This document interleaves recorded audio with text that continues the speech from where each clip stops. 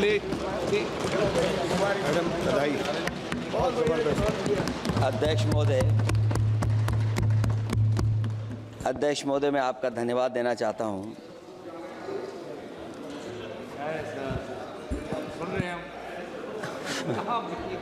अध्यक्ष महोदय, मैं आपका धन्यवाद देना चाहता हूं। साथ ही साथ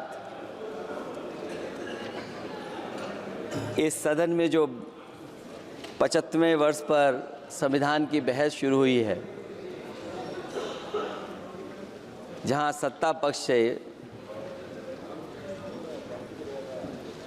माननीय रक्षा मंत्री जी उन्होंने अपनी बात रखी। अभी कांग्रेस पार्टी की नवनिर्वाचित सांसद उन्होंने अपनी बात रखी। उसके बाद अध्यक्ष महोदय मुझे बोलने का मौका मिल रहा है। मैं सबसे पहले लाखों लाख लोग जो भारत देश की आज़ादी में जिन्होंने अपनी जान न्यौछावर कर दी, देश आज़ाद हुआ। आज़ादी के बाद बाबा साहब भीमराव अंबेडकर जी और तमाम हमारे वरिष्ठ लोगों ने इस संविधान को देने का काम किया। मैं उनको याद करने के साथ साथ जो आज 13 तारीख जिस दिन हम आप सदन में बैठे हैं, एक ऐसी घटना घटी थी, अगर उस समय सुरक्षा कर्मियों ने अपनी सूझबूझ के साथ, बहादुरी और साहस के साथ अगर उन आतंकवादियों को मुकाबला न किया होता तो हमारे देश के बहुत सारे महत्वपूर्ण नेता जो उस समय सदन में थे, न जाने क्या परिस्थिति बनती। मैं उन बहादुर जिनकी जान गई उनका याद करता हूं, वहीं श्रद्धांजलि भी देता हूं। मैं इस संविधान की चर्चा पे जहां खड़ा हुआ हूं, मैं बाबा भीमराव अंबेडकर जी उनको श्रद्धांजलि अर्पित करते हुए जिन्होंने संविधान को देने का काम किया। हमारा संविधान जो तैयार हुआ है, उनकी प्रबुद्ध दृष्टि का परिणाम है कि हमारे पास न्याय, स्वतंत्रता, समानता और बंधुत्व के सिद्धांतों पर आधारित एक महान संविधान हमें मिला है। भारत राज्यों का एक संघ है और हमें विविधता में एकता पर गर्व है। ये हमारा संविधान ही है जिसने भाषाई, क्षेत्रीय, धार्मिक और जातीय विविधता वाले हमारे देश को एक साथ रखा है। ये संविधान डॉक्टर अंबेडकर जी ने कहा था कि संविधान की सफलता इस पर निर्भर करेगी कि हम उसके अनुसार कैसे काम करते हैं। ये देखना है, विधायिका, कार्यपालिका और न्यायपालिका की जिम्मेदारी है कि इस महान देश का शासन हमारे संविधान में निहित उच्च सिद्धांतों के अनुसार चलाया जाए। डॉक्टर अंबेडकर ने कहा था, मैंने तो संविधान निर्माण का दायित्व बहिष्कृत वंचित वर्गों को अधिकार दिलाने के लिया है। ये वही संविधान है जो समय समय पर हमारा रक्षा कवच बनता है। अध्यक्ष महोदय, ये संविधान हमारी ढाल है, संविधान हमारी सुरक्षा है, संविधान हमें समय समय पर शक्ति देता है। संविधान ही देश की 90% शोषित, उपेक्षित, पीड़ित, वंचित जनता के अधिकारों का सच्चा संरक्षक है। ये संविधान ही हमारा बड़ा मददगार है। इसलिए ये हमारे जैसे लोग और देश के कमज़ोर लोगों के लिए और खासकर पीढ़ी के लिए संविधान की रक्षा जन्म मरण का विषय है। संविधान ही लोकतंत्र की प्राणवायु है और जहां बाबा साहब भीमराव अंबेडकर जी ने इतना शानदार अच्छा संविधान दिया, वहीं डॉक्टर अम्बेडकर ने स्पष्ट कहा था, जो हमारे माननीय मंत्री जी ने भी सत्ता पक्ष से वो बात रखी और कहा था, संविधान कितना भी अच्छा हो, यदि उसे लागू करने वाले लोग अच्छे नहीं होंगे तो परिणाम अच्छे नहीं निकलेंगे। इसलिए अध्यक्ष महोदय, इस संविधान पर लगभग 75 वर्ष में के बाद भारत की संसद में फिर चर्चा हो रही है। मैं कई महत्वपूर्ण बिंदुओं पर अपनी बात को रखना चाहूँगा। अध्यक्ष महोदय, हमारे संविधान की प्रस्तावना संविधान का निचोड़ है। सरकार के उद्देश्यों और लक्ष्यों को स्पष्ट उल्लेख है प्रस्तावना में। मैं प्रारंभ करता हूं संपूर्ण प्रभुत्व संपन्न समाजवादी धर्मप्रिय लोकतांत्रिक गणराज्य से। आज अध्यक्ष जी, सीमाओं की रक्षा करना संप्रभु का प्रथम कर्तव्य है। और अध्यक्ष महोदय, जिस देश की सीमाओं की सुरक्षा में जहां पर समय समय पर सेंध लगती हो, और हमारे माननीय मंत्री जी बेहतर जानते होंगे कि कई जगह पर हमारी सीमाएं सिकुड़ रही हैं। हमारे संसदीय मंत्री राज्य अरुणाचल प्रदेश में चीन के बिल्कुल बगल में रहते हैं। अध्यक्ष महोदय, ये जानते होंगे कि हमारे पड़ोस में कितने गांव बस गए हैं, न जाने कितना वहां पर गांव की तरह घर बसा दिए गए हैं। लद्दाख की तरफ अभी दोनों देशों की सेनाएं पीछे हटी हैं। हम अपनी सीमा में ही पीछे हटे हैं, और चीन जो हमारी सीमा में अंदर आ गई थी, वो हमारी सीमाओं से ही आंशिक रूप से पीछे हटी है। और अध्यक्ष महोदय, उस सीमा के पास एक रिजांगला मेमोरियल बना था। हमारे सरकार के लोग ये जानते होंगे कि जिस समय ये बात उठी लद्दाख को लेकर के, उस रिजांगला के मेमोरियल को तोड़ दिया गया। आज वो रिजांगला मेमोरियल वहां नहीं है। और उस लड़ाई के लिए अध्यक्ष महोदय, हमारी फौज के लिए कहा गया था कि हमारी वो बहादुर फौज है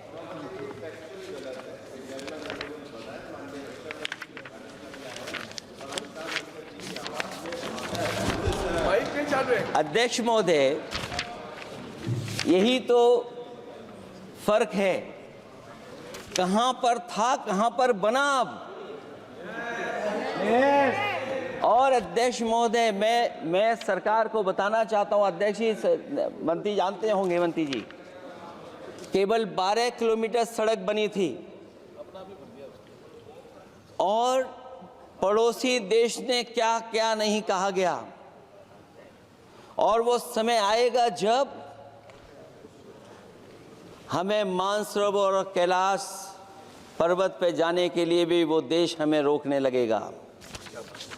तो हमारी आज 75 साल बाद सीमाएं कितनी सुरक्षित हैं। क्या लद्दाख की वो फिंगर्स जहां पर हम पहले थे, क्या हमारी फौज वहीं खड़ी है कि नहीं खड़ी है?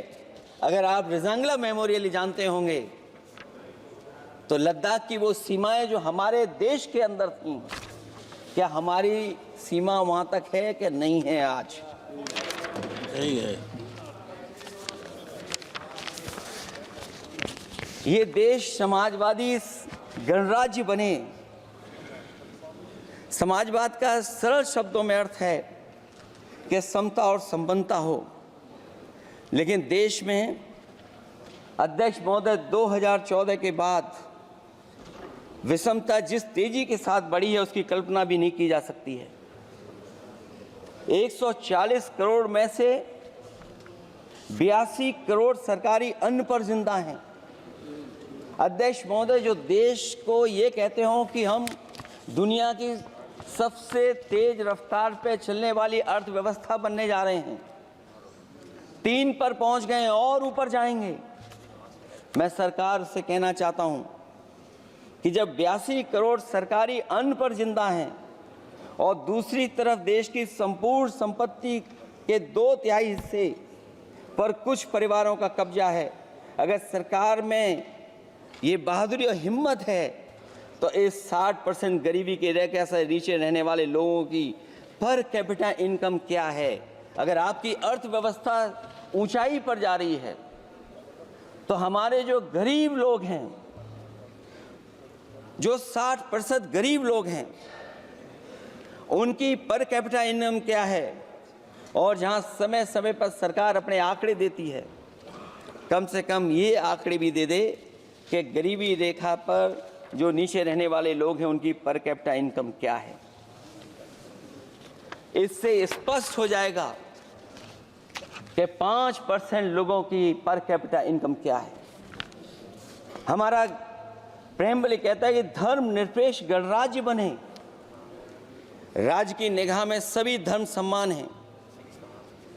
हमारा सेकुलरिज्म हमें रिलीजियस इक्वलिटी का रास्ता दिखाता है। यही ना अर्थ इसका है। क्या इस पर सरकार अमल कर रही है? देश के 20 करोड़ से ज़्यादा अल्पसंख्यकों के, विशेषकर मुसलमानों को दूसरे दर्जे का नागरिक बनाने का प्रयास चल रहा है। उन पर हो रहे अत्याचार प्रतिदिन बढ़ते जा रहे हैं। उनकी संपत्ति को लूटा जा रहा है, हत्याएं की जा रही हैं, घर तोड़े जा रहे हैं, उनके पूजा स्थलों पर कब्जा प्रशासन की मदद से किए जा रहे हैं। अगर ये धर्मनिरपेक्षता, तो धर्म शासित राज्य की क्या परिभाषा है? और हाल ही में हम लोगों ने अध्यक्ष महोदय उदाहरण देखा है कि किस तरीके से उत्तर प्रदेश में कई महत्वपूर्ण जगह पर इस तरह की घटनाएं जानबूझ करके की गई। मुझे याद है उस समय, जिस समय उत्तर प्रदेश का इलेक्शन चल रहा था, बहुत से लोगों को वोट डालने का अधिकार जिनको था, उनको अधिकार से रोका गया और जो लोग वोट डालने जा रहे थे उन्हें डराया धमकाया जा रहा था। ऐसे इंतजाम किए गए थे कि ये वोट डालने के लिए वोट बूथ तक न पहुंच पाए। वो तस्वीरें अध्यक्ष महोदय न केवल हम लोगों ने देखी, बल्कि पूरे देश और दुनिया ने देखी होंगी कि किस तरीके से उत्तर प्रदेश की सरकार के प्रशासन के इशारे पर एक पुलिस के अधिकारी ने महिलाओं को वोट से डालने से रोका और रिवॉल्वर दिखा करके कहा कि वोट डालने नहीं जाओगे। मैं उन बहादुर महिलाओं को बधाई देना चाहता हूं कि उन्होंने परवाह नहीं की और उन्होंने कहा कि इससे कुछ जान जाने वाली नहीं, अगर जान भी जाएगी तो हम वोट डाल करके आएंगे। क्या यही लोकतांत्रिक गणराज्य है? सच्चे लोकतंत्र में जनता श्रद्धापूर्वक मतदान के माध्यम से अपनी सरकार चुनती है। क्या हम सही अर्थों में लोकतांत्रिक व्यवस्था में जी रहे हैं, जहां सरकार मशीन और सरकारी मशीनरी के जरिए जहां चाहे अपनी सरकार बना लेती है, जनता के मत का कोई अर्थ नहीं रखे हैं, वह लोकतंत्र नहीं कहा जा सकता है। यह व्यवस्था जब तेजी से लोकतंत्र में तानाशाही की तरफ बढ़ रही है, हिटलर ने भी तो जनता द्वारा चुने जाने के बाद संविधान में संशोधन करके तानाशाही कायम कर दी थी। हमारी सरकार भी उसी के समांतर चलने का प्रयास कर रही है। अध्यक्ष महोदय, प्रस्तावना में अध्यक्ष महोदय सामाजिक, आर्थिक और राजनीतिक न्याय दिलाने की बात है। अध्यक्ष महोदय, मैं जब सरकार की तरफ से माननीय मंत्री जी को सुन रहा था, उन्होंने जाति जनगणना को लेकर के कहा कि जाति जनगणना कराना चाहें तो करा लें। हम लोग तो उस पक्ष के धर लोग हैं, अगर आप करा सकते हैं तो आप कराइए। नहीं अध्यक्ष महोदय, जब कभी भी हम लोगों को मौका मिलेगा तो जाति जनगणना कराने का काम हम लोग करेंगे। सामाजिक न्याय समाज के अनुसूचित जाति, अनुसूचित जनजाति और अन्य पिछड़े वर्गों को न्याय दिलाने का बड़ा अस्त्र आरक्षण था, उसे समाप्त कर दिया गया है। आउटसोर्सिंग और कॉन्ट्रैक्ट बेसिस पर थोड़ी बहुत नौकरियां जो दी जा रही हैं, उनमें दलितों और पिछड़ों का कोई आरक्षण नहीं है। शिक्षण संस्थाओं और विश्वविद्यालय में प्रोफेसर्स और वाइस चांसलर के चयन के समय इनके आगे लिख दिया जाता है, एक नया शब्द का इजाद हुआ, NFS, नॉट फाउंड सुटेबल। सरकारी उपक्रम भेज दिए, प्राइवेट उपक्रमों में कोई आरक्षण नहीं है। अध्यक्ष महोदय, शिक्षा मंत्री जी सूची जारी करें, और अगर ये बात कहीं भी गलत है तो शिक्षा मंत्री जी सूची जारी कर दें। देश के सभी केंद्रीय विश्वविद्यालयों के वाइस चांसलर की ओर प्रोफेसर्स की एक, मैं तो कहूंगा अध्यक्ष महोदय कि शिक्षा मंत्री जी अगर ये सूची जारी कर दें कि जितनी भी सेंट्रल यूनिवर्सिटीज़ हैं और उनके माध्यम से जितने भी प्रोफेसर्स का अपॉइंटमेंट हुआ है, सब बात साफ हो जाएगी। आप केवल देश के 10% लोगों को ही ख्याल रख रहे हैं, बाकी 90% लोगों का आप ख्याल नहीं रख पा रहे हैं। और जाति जनगणना कभी जाति में भेदभाव नहीं बढ़ाएगा अध्यक्ष महोदय। जाति जनगणना जातियों के बीच दूरियां कम करेगा और तमाम हमारे ऐसे समाज के लोग जिनको न्याय नहीं मिला, जिनको अधिकार नहीं मिला है, अध्यक्ष महोदय कम से कम जाति जनगणना के बाद उन्हें अधिकार और सम्मान दिलाने का काम भी हो सकेगा। इसलिए हम इसके पक्ष में हैं। आर्थिक न्याय के बगैर न सामाजिक न्याय मिल सकता है और न राजनीतिक न्याय मिल सकता है। गरीबी का नाजायज लाभ उठाकर धन्ना सेठों की सरकार चुनाव में पैसा बांटकर राजनीतिक न्याय का भी अपहरण कर लेती है। कर्ज में डूबी बड़ी आबादी महाजन के दबाव में अपनी इच्छा के खिलाफ वोट देने को विवश हो जाती है। चुनाव में सत्ताधारी दलों द्वारा पैसे की भरमार के चलते कोई सामान्य कार्यकर्ता चुनाव नहीं लड़ पा रहा है। बड़े पैमाने पर धनवान चुनकर आ जाते हैं। पैसे के बल पर जब तक आर्थिक विषमता समाप्त नहीं होती, लोगों को राजनीतिक न्याय मिल नहीं सकेगा।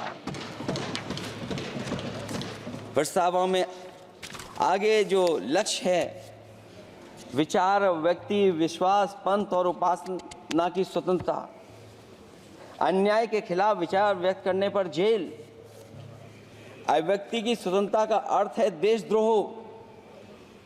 अगर भाजपा के मत के नहीं हैं, दूसरे धर्म के हैं तो प्रताड़ना के हकदार हैं। और अब तो उपासना करने पर भी दिक्कत है, क्योंकि हर मस्जिद के नीचे मंदिर खोजने वाले तत्व इस देश को शांति से रखना ही नहीं चाहते हैं। उन्हें कानून की कोई परवाह नहीं है। मैं इस मौके पर धन्यवाद देना चाहता हूं सुप्रीम कोर्ट का, कम से कम वो फैसला आया है जहां कुछ दिनों के लिए ये पाबंदी लगाई गई। व्यक्तियों की गरिमा और देश की एकता और अखंडता को सुनिश्चित करने वाली बंधुता, ये विभाजनकारी नीतियां संविधान की प्रस्तावना के उस उद्देश्य से जरा भी मेल नहीं खाती है। व्यक्ति की गरिमा लिंचिंग से धूल दूषित हो चुकी है। उद्योगपति सरकारी आतंक से परेशान हैं, होकर के अपनी पूंजी समेटकर देश छोड़ गए हैं और लगातार जा रहे हैं। अध्यक्ष महोदय, आज़ादी के बाद उद्योगपति कभी इतने भारत छोड़ करके नहीं गए होंगे, देश छोड़ के नहीं गए होंगे जितने इनकी सरकार में चले गए हैं। अगर व्यक्ति की गरिमा सुनिश्चित हो तो कोई व्यक्ति क्या अपनी मातृभूमि को छोड़ करके जा सकता है। सरकार इस पर आत्मचिंतन करे। अगर आपसी मतभेद पैदा करके एक दूसरे के प्रति अविश्वास पैदा किया जाएगा तो क्या देश की एकता और अखंडता के लिए एक अशुभ संकेत नहीं होगा।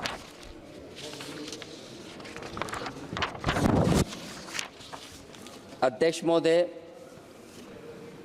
आर्टिकल 14 कानून के समक्ष समानता। भारत के अंदर किसी भी व्यक्ति को राज्य कानून के समक्ष समानता को डिनाई नहीं कर सकता है। हो क्या रहा है, एक ही कानून कुछ लोगों के लिए अलग है और दूसरों के लिए अलग। अगर सत्ता पक्ष का व्यक्ति गेरुआ गमछा पहनकर गालियों को गाली दे दे तो जी हजूरी, और दूसरा न्याय मांगने जाए तो उसे लाठी। क्या ये अनुच्छेद 14 का अनुपालन हो रहा है? अध्यक्ष महोदय, किसी भी व्यक्ति को उसके जीवन और दैहिक स्वतंत्रता से कानून सम्मत प्रक्रिया के बगैर वंचित नहीं किया जा सकता। ये सबसे महत्वपूर्ण मौलिक अधिकार है, लेकिन सबसे ज़्यादा इसी का दुरुपयोग हो रहा है। फर्जी मुठभेड़ में हत्याएं, जेल के अंदर हत्याएं और पुलिस अफरीक्षा में हत्याएं। आदमी कहीं भी सुरक्षित नहीं है। ईडी का तो ऐसा कानून बना दिया गया है कि बिना एफआईआर, बिना नोटिस किसी को भी बंद कर दो। लोकतंत्र फासिज्म में बदल रहा है। और अध्यक्ष महोदय, क्योंकि उत्तर प्रदेश की चर्चा सत्ता पक्ष से भी हुई, जो हालात उत्तर प्रदेश में हैं, ऐसे हालात कभी किसी ने पहले नहीं देखे।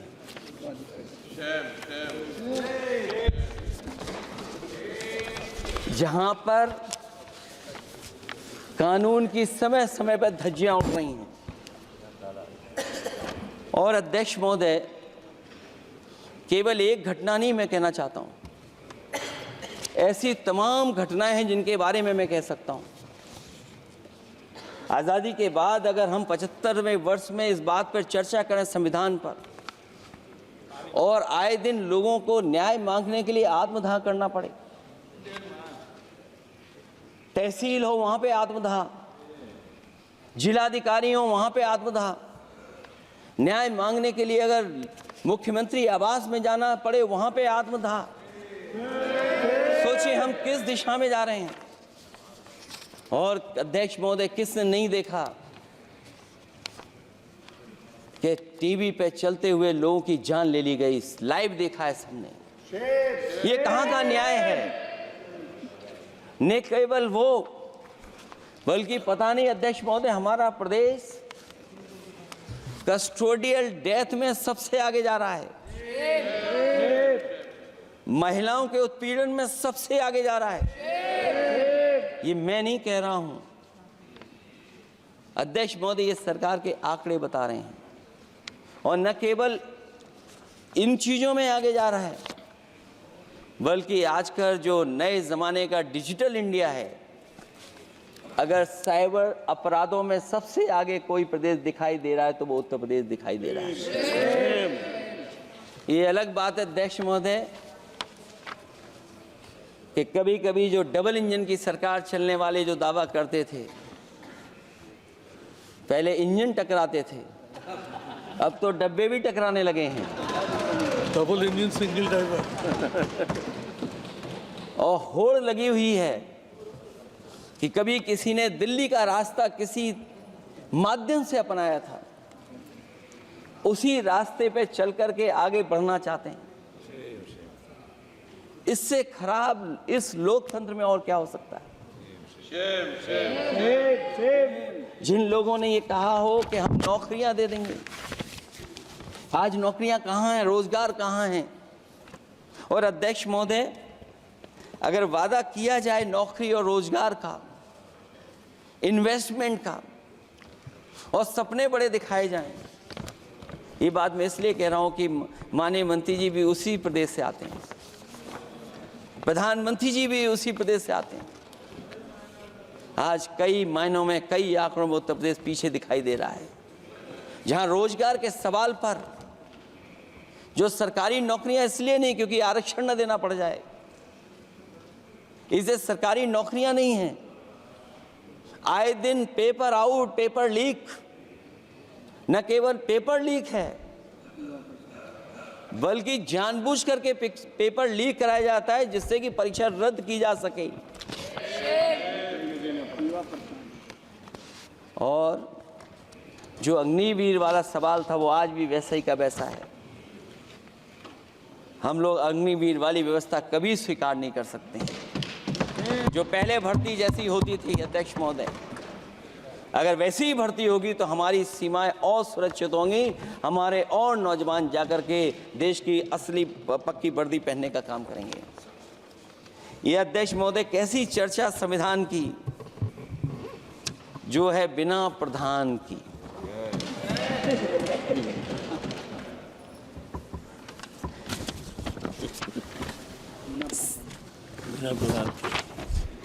अध्यक्ष महोदय, इस सरकार में जो लोकतंत्र के साथ खिलवाड़ हुआ है, इतना कभी खिलवाड़ नहीं हुई होगी।